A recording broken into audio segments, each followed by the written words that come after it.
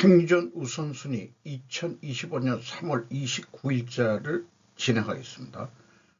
바벨 구조도 양극화는 탄핵 남발대 비상계엄으로 오래간만에 다시 표현해 봤는데, 비상계엄 선포 후 탄핵을 당하고 지금 3개월이 넘고 이 4개월째 들어가는 게 있습니다. 어떠한 결론이 나더라도 결론은 빨리 나야 될 것으로 생각이 들어가네요. 오늘의 편집 내용 제목들입니다. 가는 길이 달랐다. 이재용 정의선 노림수는 고려현 지분 열세 속 경영권 방어 성공, 이사 17명 앞세운 MBK 영풍 이사회 장악 저지, 최은봉 고려아연 회장 경영권 방어, 영풍 MBK 측 3명 이사회 진입. 푸틴 대통령은 역사의 뿌리를 둔 그린란드에 대한 미국의 추진, 북극에 대한 러시아의 관심 유지를 맹세한다고 말했다. 푸틴, 우크라이나 과도 통치한 선거 필요성 주장, 미국은 부정. 중국군 파벌들의 내전, 세계의 우한, 중국 권력자와 한국 연예계 커넥션. 미국 관세 위협이 다가옴에 따라 일본 자동차 제조업체 주가 폭락. 우리나라도 그거는 똑같은 상황이죠. 경기도 중국 경제규모 2위 장수성과 교류협력, 실무협의체 구성. 농담인 줄 알았는데 갈수록 묘한 기류, 캐나다 디젤 초풍으로 편집을 했습니다. 가는 길이 달랐다. 이재용 정의선의 노림수는 권영훈 한국경제TV에서 3월 28일 날 보도한 내용입니다. 데일리 아시아에서 이재용 회장과 시진핑이 악수하는 모습인데, 이게 그 편집된 화면인지 어떤 건지 잘 모르겠어요. 그리고 그 정의선 씨가 미국 투자 발표하는 백악관에서 그거를 대비를 시켜놓네요.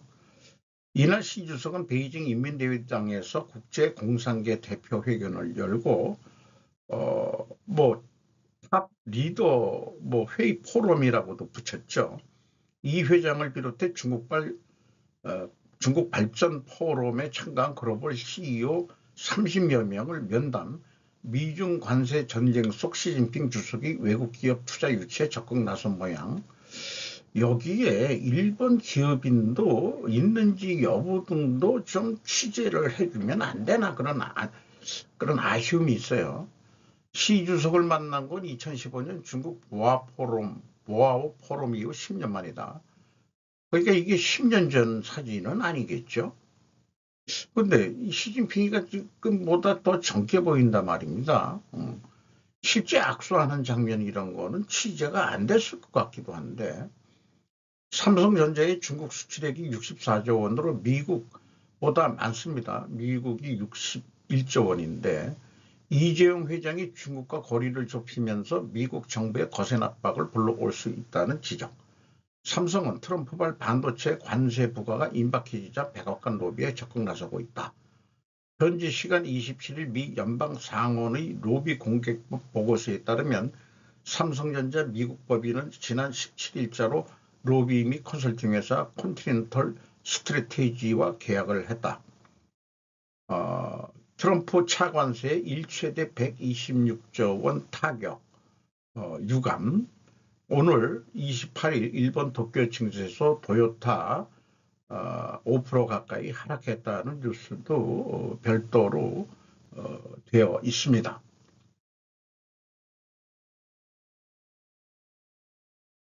고려행 지분 열세 속 경영권 방어 성공, 이사 17명 앞세운 MBK 영풍 이사회 장악 저지했다.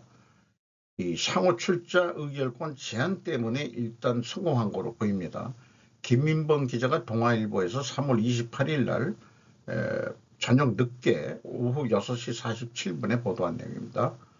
주청 직전까지 상호주 제한 수싸움을 벌였고, 영풍 의결권 제한으로 MBK 영풍 이사의 장악 숲으로 돌아갔다.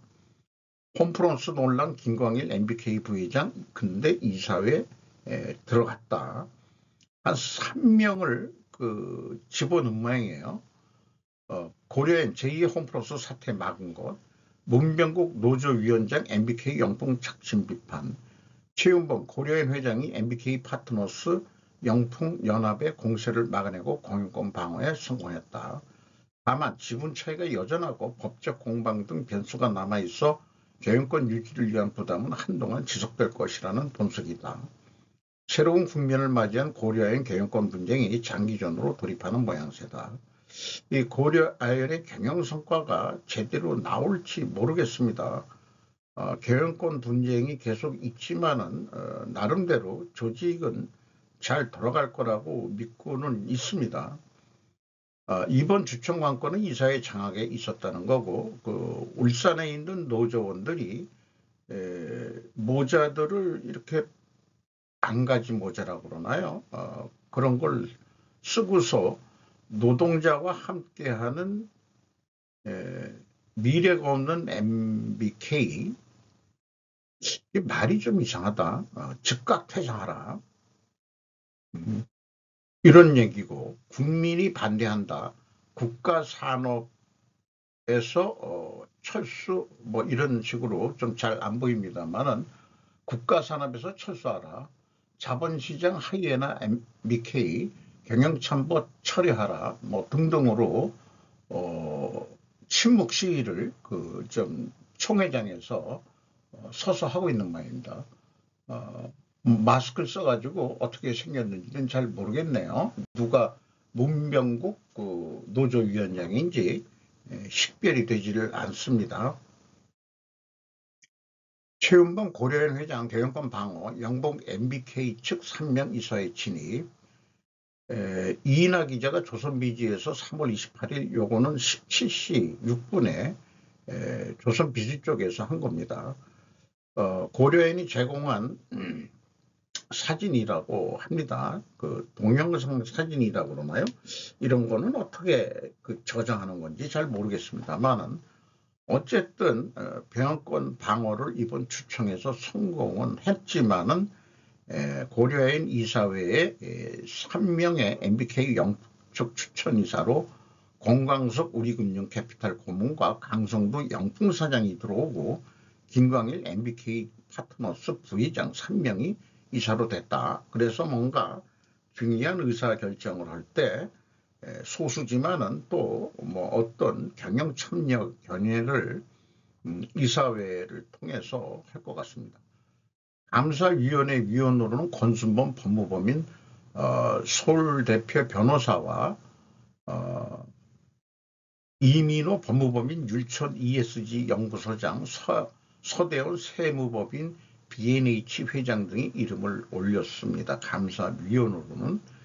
실무감사는 누군지 잘 모르겠네요. 한번 찾아봐야 되겠어요.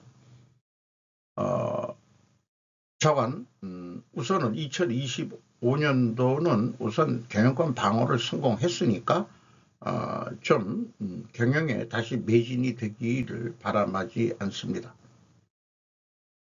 푸틴 대통령은 역사의 뿌리를 둔 그린란드에 대한 미국의 추진, 북극에 대한 러시아의 관심 유지를 맹세한다고 말했다. 요 기자 이름도 블라드미르까지는 같네요. 이사첸코프 AP 연합뉴스에서 3월 28일 오전 3시에 보도한 내용입니다. 푸틴 대통령이 아르틱 항구 무르만스크에서 열린 정책 포럼에서 미국이 그린란드를 탐내는 것은 자기가 이해는 한다. 이렇게 일단 언급을 하면서 미국이 북극에서 지리적, 군사적, 정치적, 경제적 이익을 체계적으로 발전시킬 것은 분명하다. 그렇지만 그렇고 또 JD 벤스 부통령 부부가 그린란드를 축소 방문할 여행도 있다는 얘기고, 그렇지만은 러시아 입장에서는 최대한 대로 견제를 좀 하겠다는 뜻을 간접적으로 표현을 한 것 같습니다. 협력도 하지만은 나름대로 견제를 하면서 협력을 하는 그런 취지로 읽혀졌습니다.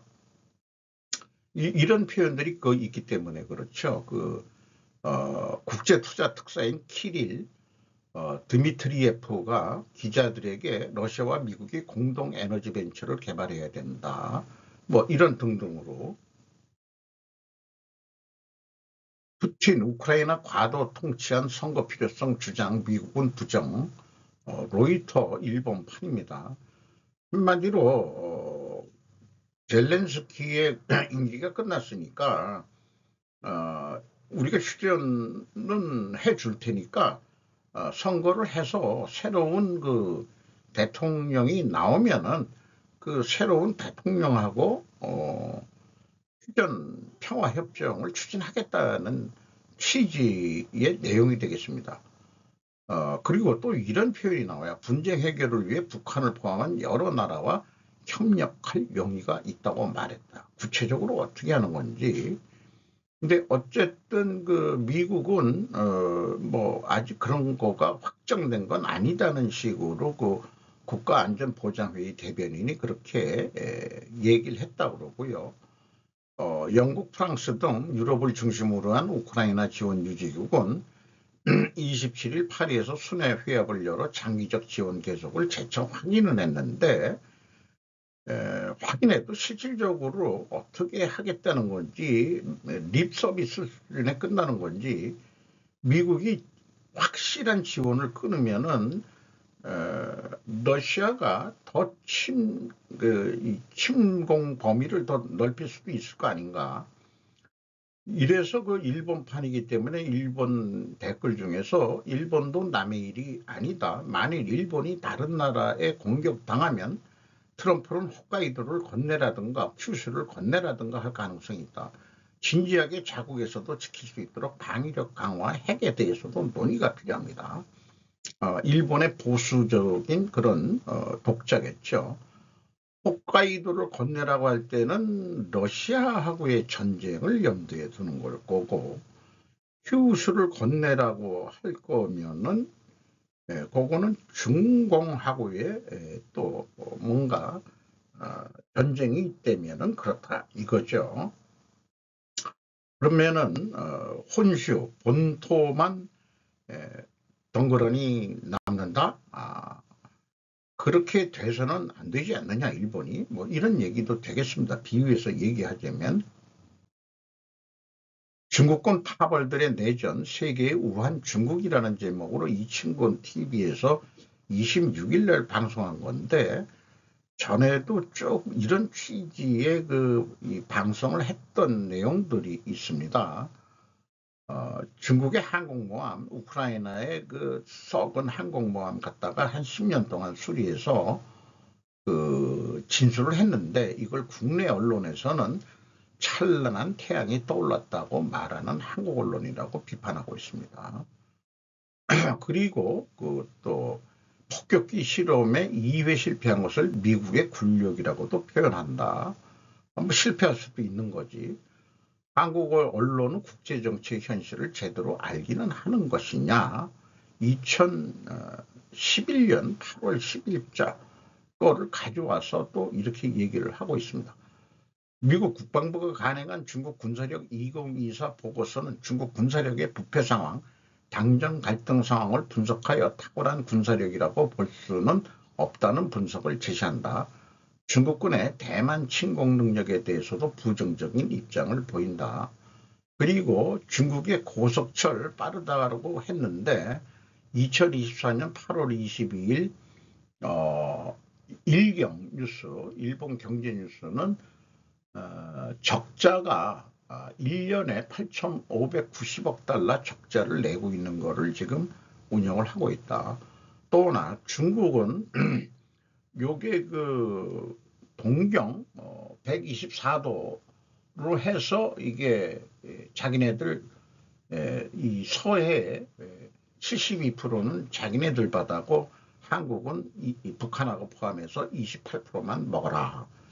요렇게 강압적인 거로 하는 게 이게 중국이다 이런 얘기죠. 그래서 그 중국군 보고서에 대한 내용들을 뭐 번역을 한 거를 쭉 소개를 하고 있습니다. 시진핑은 10년 이상 군 장성들을 숙청해왔다. 그러나 이제 다른 장성들이 시진핑의 충성파를 숙청하고 있는 것으로 보인다. 중국 인민해방군의 주요 선정기관이 시진핑의 통치를 공개적으로 비판하는 글들을 또 싣고 있다. 중국은 시진핑의 실책으로 내부적으로 몰락할 것임을 의미하는 글이다. 실제로 중국 경제는 파탄 상태에 이르고 미국이 건드리지 않아도 붕괴할 수 있다는 뉴스들이 쏟아져 나오고 있다. 게다가 중국의 부상을 반드시 제어하겠다는 트럼프가 다시 백악관에 복귀하였다. 미국의 가장 큰 문제는 중국 때문에 야기된다고 믿는 트럼프, 중국을 적이라고 보는 것이다. 이미 그렇게 인식들을 지금 하고 있는 중이죠. 핵공국이 도전국의 도전에 평화적으로 굴복한 적은 한 번도 없다. 특히 미국은 중국의 도전에 결코 평화적으로 굴복할 나라는 절대 아니다. 미국은 이미 중국의 도전을 외교적, 경제적, 군사적 측면에서 체계적으로 저지하려는 작업을 진행시키고 있다. 이거는 뭐 양당 누가 대통령이 되더라도 대중국 관계 외교 정책은 거의 변함이 없는데 그 강도 차이는 있겠죠. 그리고 미국의 대중국 수출은 1,435억 달러뿐이 안 되고 중국의 대미 수출액은 4,389억 달러다. 이게 그 미국 수입액의 13%인가를 차지한다고 그러죠. 16%가 멕시코가 더 많이 수출하는데, 그런데 멕시코를 경유한 중국 제품들이 또 많이 있는 게 있으니까 더 많을 거다 이런 얘기죠. 그리고 중국인들이 소유하고 있는 미국 농토 20만 에이커 4,050평방미터 1250평 표준 축구장의 약 90%를 미국이 다시 빼앗을 것. 총 2억 5천만 평이 있다. 축구장 50홀의 그 사이즈로 해가지고 여기도 252만 6천 평인데 2억 5천만 평을 중국인들로부터 강제로 뺏겠다. 이런 얘기입니다. 우리는 중국이 통제하고 있는 모든 미국의 땅들을 다시 찾아와야 합니다. 미국에 있는 풀 한 폭이라도 중국 것이 될 수 없습니다라고 벤스 부통령은 강하게 얘기하고 있습니다. 그러니까 뭐 자유민주주의 자본주의 국가에서 강제로 뺏을 수는 없겠지만은 강제로 팔라고는 법을 만들어 가지고 뭐 10년 이상 소유한 사람은 다 의무적으로 팔아야 된다. 뭐 이런 식으로 이 공정 가격으로 팔게 하려는지 모르죠. 그 일본이 그 전쟁에서 졌을 때 일본인 재산들을 전부 다 강제적으로 몰수했죠. 한반도에서 나갈 때 한 사람당 20만 행인가 2만 행인가 그거 이상은 못 가져 나간다. 이래가지고 다 그 만주와 그 조선 반도에서 번 돈들을 다 놓고 나갔어요. 그래서 그걸 적산가옥이라고 해가지고 미군이 뺏어서 이승만 정권한테 줬는데 이거를 또 국가 운영을 위해서 적산가옥들을 또 싸게 그때 팔았습니다. 제가 어렸을 때 그 적산가옥 2층 집에서 살았던 기억이 나요. 어렸을 때가 가장 그렇게 그 적산가옥에서 다다미 빵이 기억이 나고 그러는데 뭐 개인적인 얘기입니다만은 그렇습니다. 중국 권력자와 한국 연예계 커넥션, 몽골 티르 부부방송, 별에서 온 그대, 김수현 유명해짐 들으면서 제가 열심히 좀 요약 정리를 해본 겁니다. 소속사 키스트 연예기획사 준공이 접근했다. 한다코리아닷컴에 33억 원 투자 2대 주주가 됐다. 한유활용 중국 시장 진출 교두보를 마련한다. 키스트는 20억 투자 배용주는 이 지분 28.8% 2대 주주에 올랐는데 1대 주주는 이종식 대표라는 사람이다. 그런데 이 이종식 대표라는 사람이 박근혜 대통령 인수위원회 청년특별위원 출신이다라고 소개를 하고 있고 윤상규 전 네오위즈 대표, SK그룹 최태원 회장 둘째 딸 최민정이 또 설립한 회사다. 판다코리아닷컴이 그렇답니다. 연예계가 중국 공산당에 다 막혔다라고 단언하고 있습니다. 하이브 방시혁 악마화하는 언론들, 아직 이 하이브 BTS는 아니니까. 최민정 왜 군 경력이 필요했는가? 화생방 훈련, 마약 성분 물질 진통 훈련 등 이런 것까지 비율을 상관관계식으로 얘기를 하는데, 이 B2B 마켓플레이스 신뢰 만족도 1위 채널을 운영한다. 판다코리아가. 나 판다코리아라고 했을 때 우리말로 그냥 물건을 판다 이렇게 했는데, 지금 생각하면 그게 아니고 중국의 그 판다, 그 곰, 그거 그러니까 이름 자체가 친중적인 거죠. 그러니까 75%를 중국에 뭔가 그 인터넷상으로 그 B2B 마켓플레이스로 팔았다 이런 얘기입니다. 또 CF 솔루션은 2014년 5월에 설립된 한국계 중소기업 물류유통 무역회사의 중국 유통 서비스, 이런 것도 만들었는데 여기도 대표자는 이종식이라는 사람이다. 이런 거를 감안해서 박근혜 대통령이 아주 친중적이다 이렇게 이제 또 얘기를 하는 거죠. 그리고 전 판다코리아 공동대표 최민정, 그 최태원 씨 둘째 딸이라고 돼 있는데, 배우자가 케빈 황이 중국계 미국인이고요. 그 학력은 중국 인민대학 부속중학교를 나왔어요. 최민정 씨가 북경대학 경영학 박사, 조지타운 대학교 대학원 국제경영 정책학 석사, 경력은 판다코리아닷컴 대표, 중국 홍익투자그룹을 인수합병팀, SK 하이닉스 인수합병 프로젝트 리더, 도내 글로벌 직원, 무분별한 약물 처방으로 조사를 받았다. 그리고 군대에는 대한민국 해군 중위로 전역을 했다. 김수현이 별에서 온 그대에 떴을 때 김수현 옆집을 잡아라. 중국인 50억 아파트 갤러리아 폴의 눈도. 배용준 한국판 알리바바 중공 커넥션이 있어야 성공할 수 있다. 시진핑하고 관시다. 누구도 아닌 시진핑하고의 관계를 맺었다는 얘기예요. 그 부인이 와가지고 이 김수현이가 시진핑이 젊었을 때하고 닮는다고 해가지고 이 사드 배치 가지고 혐한 중에 있을 때도 김수현이만큼은 아주 중국에서도 인기가 있었다고 그러네요. 그런데 중국은 유효소비 인구 중국 1억 명밖에 안 된다. 14억이라 그래도 유럽이나 미국에서 팔면 어떤가? 이왕이면은 한국 배우를 이용하여 어마어마한 돈을 벌 수 있어서 중공이 접근한 것이었다. 리얼이라는 걸 제작을 했대요. 김미애가 이정석이라는 사람이.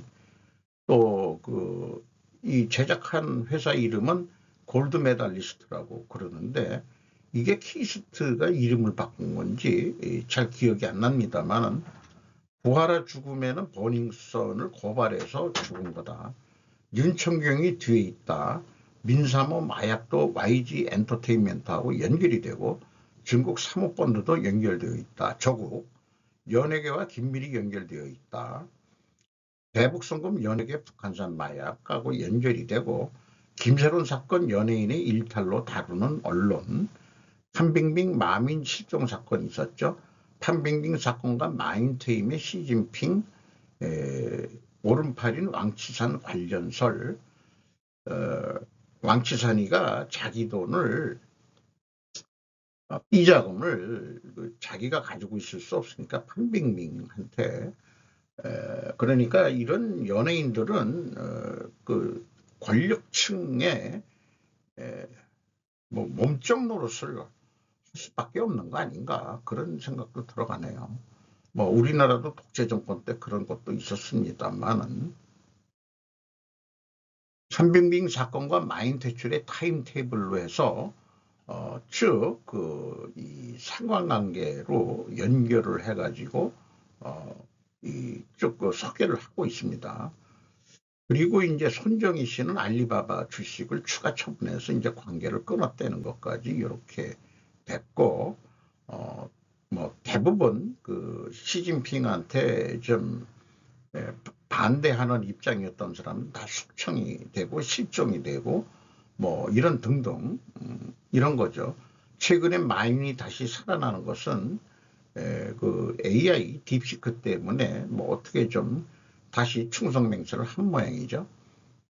그래서 시진핑 3기 때 그 전까지는 아닌데 영국 프랑스와 손잡았다. 로스차일드 쪽이 되었다. 원래 골드만삭스였는데 이렇게 됐습니다. 그래서 대혼란이 현재 일어나는 중이라고 분석을 하고 있습니다. 반중 친미 위장 태극기 부대다. 박근혜 때 어버이 연합이 중국한테 절하던 놈들이 지금 반중 친미로 위장을 해서 태극기 부대가 활동하고 있다. 시진핑 2기 때 샹하이방 공격을 했고 마이는 샹하이방 출신이다. 그래서 공격을 당했던 거다. 그래서 지금 텐센트가 치고 올라간 것이다 라고 또 소개를 하고 있습니다. 그리고 주택가격 변동률 해가지고 요게 2017년 요 당시인데 집값이 내려가고 있는데 2017년에 갑자기 그 지금 수도권 그다음에 서울 가격이 이렇게 뛰는데 이게 왜 그렇게 됐냐 분석을 하는데 중국 암호화폐거래소 폐쇄에 중국 자본 대거 한국주의 부동산 가격을 올려버렸다. 당시 한국 부동산 내려갔어야 될 시기였다. 시오스쿨 김수현 골드 메달리스트 대주주이다. 이 시오스쿨이라는 데가 저국 사모펀드 중국 사모화폐하고도 연결이 돼 있고 JYP도 안전하지 않다. 대형교회와 또 연결된다. 위장 반중 친미는 목적이 혐중 증서 발생을 시키기 위해서 그렇다. 반중 친미를 해가지고 반중한다고 하는 행태들이 이상하게 이 혐중을 일으키게 하면은 그게 좀 극단적이고 오히려 뭐라 그럴까요? 좀 나쁜 인식을 주게끔 위장 작업을 하고 있는 거 아니냐 이런 얘기입니다. 2019년 암호화폐 거래소 세계 순위 우리나라가 암호화폐를 생산도 제대로 못하는데 어떻게 세계 순위 1, 2위를 하고 있느냐. 이게 저기 업비트죠. 그 다음에 요거 좀 잘 안 보입니다만은 이런 것들을 해가지고 뭐냐면은 다 이런 게 돈 세탁이 되기 때문에 암호화폐가 지금 그렇게 그때 한국에서 유행을 했었다. 그리고 그런 돈들이 이명박 박근혜 때 들어온 돈인데 이거를 빨리 환전을 해가지고 중국으로 빼돌리기 위해서 박근혜 탄핵에 따라서 그렇게 또 이렇게 일어났었다 하는 얘기돼요. 그리고 최근에 친중 커넥션의 진실이 노출될 것 같으면은 연예인 빤스 사건으로 덮어버리는 그런 전술, 모략 전술까지 지금 하고 있다. 뭐 김수현 얘기도 그런 것 같기도 하고요. 그래서 이런저런 얘기를 보면은 한국 연예계가 엔터테인먼트 회사들이 중공한테 침식을 당해가지고 이용당하다가 뻐꾸기 전술에 놀아나가지고 남의 둥지에 알을 낳는 거죠. 그 뻐꾸기가. 그거에 의해서 케이팝 한류 끝날 조짐이 보인다.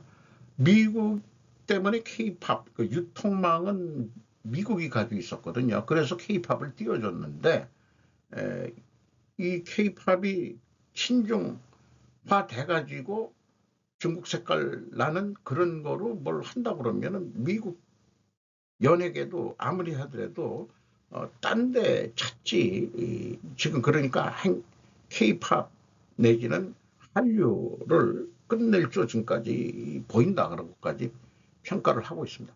자, 이런 식의 얘기는 아는 지식이 많고 많은 정보를 가지고 있어서 어떤 추론이 나오는데 저는 그거를 상관관계 추론이라고 명하고 있죠. 전문적이고 아주 그 귀재라고는 생각하는데 제 수준에 듣기에는 좀 현란하긴 한 것 같습니다.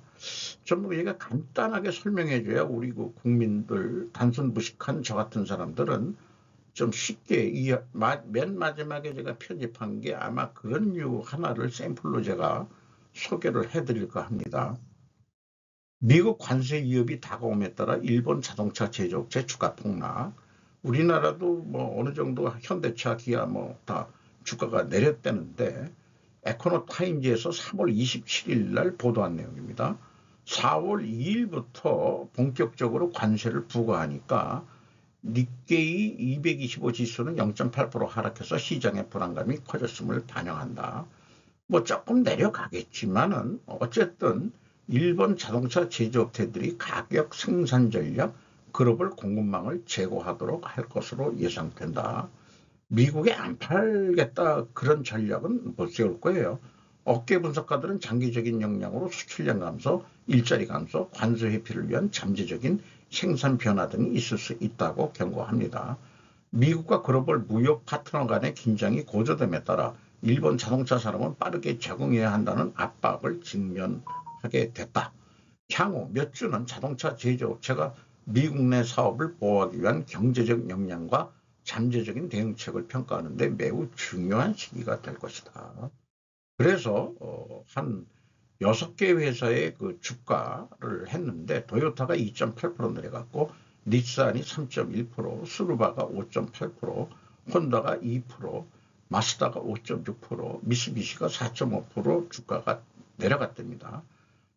사진은 혼다의 상징 로고를 인용을 했네요. 한국도 근데 우리 그 정의선 씨가 발빠르게 먼저 갔죠. 일본의 자동차 메이커 회장이 도요타, 예를 들어서 일본은 도요타가 이제 일본의 대표적인 그 회장이신데 아키오 회장인가요? 뭔가 자신감이 있으니까 안 찾아갔겠죠. 근데 이 일본도 실질상으로는 미국 내 공장을 한국보다는 많이 투자해서 돌리고 있다고 하죠. 경기도 중국 경제규모 2위 장수성과 교류협력 실무협의체 구성 최혜민 기자가 연합뉴스에서 3월 28일 날 보도한 내용입니다. 지난해 경기도와 장수성 자매교련을 체결한 데 이어 후속 조치 차원에서 진행이 됐는데 박근균 경기도 국제협력국장은 장수성 외사 판공실 회의실에서 순위 주임이 좀 높은 자리인지 어떤 건지 우리나라 주임이라 그러면 우리는 뭐 보통 핫발이라고 보통 하는데 그쪽에서는 주임이면 좀 높은 직책인지는 모르겠습니다. 대한민국 경기도와 중화인민공화국 장수성 간 공동협의체 설립에 대한 양해각서에 서명하고 협의체 첫 회의를 가졌다.